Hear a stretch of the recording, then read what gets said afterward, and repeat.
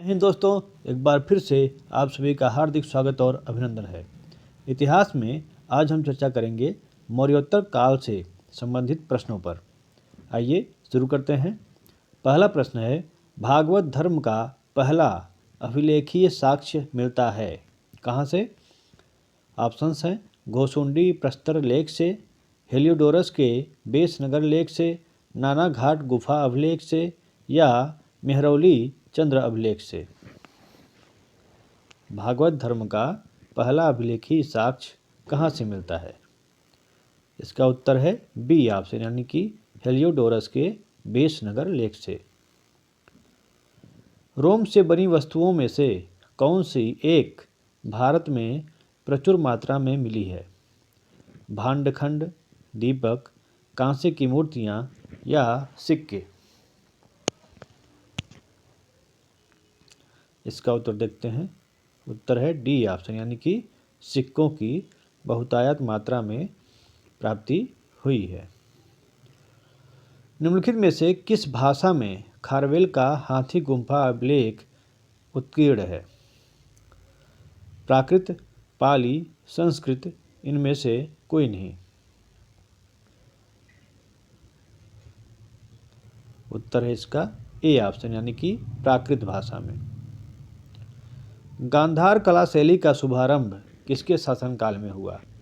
कुजुल, कडफिस, कनिष्क प्रथम, हुइस्क या वासुदेव? कुजुल, कडफिसस, कनिष्क प्रथम, हुइस्क या वासुदेव? गांधार कला शैली का शुभारंभ किसके शासनकाल में हुआ? बी ऑप्शन, यानी कि कनिष्क प्रथम के शासनकाल में हुआ। नंदी और शिव की मूर्ति युक्त सिक्कों का प्रचलन किया था किसने? हुइस्क ने, यौधेय ने, वासुदेव ने या कडफिसस ने? नंदी और शिव की मूर्ति युक्त सिक्कों का प्रचलन किसने किया था? ऑप्शंस हैं आपके सामने। इसका उत्तर देखते हैं। उत्तर है डी ऑप्शन, यानी कि कडफिसस ने। सातवाहन काल का सर्वश्रेष्ठ शासक कौन था? सातकर्णी प्रथम, यज्ञश्री सातकर्णी, गौतमी पुत्र सातकर्णी या सिमुक? सातवाहन काल का सर्वश्रेष्ठ शासक कौन था? उत्तर है इसका सी, यानी कि गौतमी पुत्र सातकर्णी। प्राचीनतम जल नहर का प्रमाण मिलता है कहाँ पर? हाथी गुम्फा अभिलेख, जूनागढ़ अभिलेख, एरण अभिलेख, धौली अभिलेख? प्राचीनतम जल नहर का प्रमाण कहाँ मिलता है? उत्तर है इसका ए ऑप्शन, यानी कि हाथी गुम्फा अभिलेख से। किस शासक के शासनकाल में सेंट थॉमस नामक ईसाई भारत में ईसाई धर्म के प्रचार के लिए आया था? Kanishka, Gondophares, Demetrius, Vima, Kadphises? Saint Thomas नामक ईसाई भारत में ईसाई धर्म का प्रचार करने के लिए किस शासक के शासनकाल में आया था? उत्तर है इसका बी ऑप्शन, यानी कि गोंडोफर्नीज। अगला प्रश्न है, मालविकाग्निमित्रम नाटक में विदिशा के शासक के रूप में वर्णित अग्निमित्र किस राजवंश से संबंधित था? मौर्य वंश से, गुप्त वंश से, शुंग वंश से या शक वंश से? अग्निमित्र का संबंध किस राजवंश से था? उत्तर है इसका सी, यानी कि शुंग वंश से। भारत के यूनानी शासकों में से किसकी सूची स्मृति भारतीय साहित्य ग्रंथों में सर्वाधिक सुरक्षित है? सिकंदर, सेल्यूकस, डिमेट्रियस या मिनांडर? इसका उत्तर देखते हैं। डी ऑप्शन, यानी कि मिनांडर। श्रवणबेलगोला गोमतेश्वर की मूर्ति का निर्माण किसने करवाया था? चंद्रगुप्त मौर्य ने, खारवेल ने, चामुंडराय ने या अमोघवर्ष ने? श्रवणबेलगोला गोमतेश्वर की मूर्ति का निर्माण किसने करवाया था? उत्तर देखते हैं इसका सी, यानी कि चामुंडराय ने करवाया था। सातवाहन काल के किस स्थल पर हमें लोहार की दुकान के अवशेष प्राप्त हुए हैं? वारंगल, करीमनगर, कृष्णानगर या करहाटक?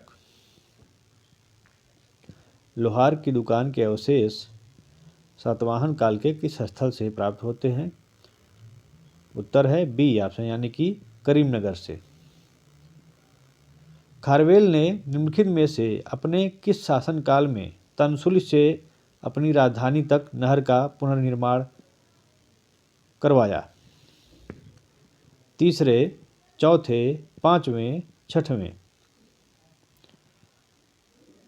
खारवेल ने निम्नलिखित में से अपने किस शासनकाल के वर्ष में तनसुल से अपनी राजधानी तक नहर का पुनर्निर्माण करवाया था?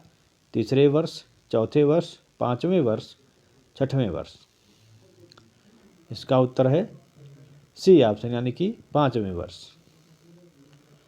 पेरिप्लस ऑफ द इरिथ्रियन सी का श्रेय दिया जाता है स्ट्रैबो को, एक अज्ञात यूनानी नाविक को, मेगास्थनीज को या प्लूटार्क को? पेरिप्लस ऑफ द इरिथ्रियन सी नामक पुस्तक का लेखक कौन? उत्तर है इसका बी ऑप्शन यानी कि एक अज्ञात यूनानी नाविक। चरक किस शासक के दरबार में रहते थे? कनिष्क के, बिंबिसार के, चंद्रगुप्त विक्रमादित्य के या अशोक के? इसका उत्तर है ऑप्शन ए यानी कि कनिष्क के दरबार में रहते थे। विम कड़फिसेस के सिक्कों पर किस हिंदू देवता का अंकन किया गया है? कुबेर, विष्णु, शिव, गणेश? विम कड़फिसेस के सिक्कों पर किस हिंदू देवता का अंकन किया गया है? उत्तर है इसका सी यानी कि शिव का। पुष्यमित्र शुंग के बाद कौन शासक बना था? अग्निमित्र, सुज्येष्ठ, वज्रमित्र, देवभूति? पुष्यमित्र शुंग के बाद कौन शासक बना था? चार ऑप्शन हैं। उत्तर है इसका ए ऑप्शन यानी अग्निमित्र। प्राचीन भारत में निम्नलिखित में से कौन सा महत्वपूर्ण व्यापार केंद्र उस व्यापार मार्ग पर था जो कल्याण को वेंगी से जोड़ता था? ऑप्शंस हैं श्रीपुर, त्रिपुरी, ताम्रलिप्ति या तगरा? उत्तर है इसका डी ऑप्शन यानी कि तगरा या तगर। चीन के शासक को पराजित करने वाला प्रथम भारतीय शासक कौन था? रुद्रदामन, कनिष्क, विम कड़फिसेस, गोंडो फर्नीज? किस भारतीय शासक ने सर्वप्रथम चीन के शासक को पराजित किया था? चार ऑप्शन हैं। उत्तर है इसका बी यानी कि कनिष्क ने पराजित किया था। मथुरा शैली में मूलतः किस प्रकार के पत्थर का प्रयोग होता था? सफ़ेद छींटदार, संगमरमर, लाल बलुआ, काले चमकीले?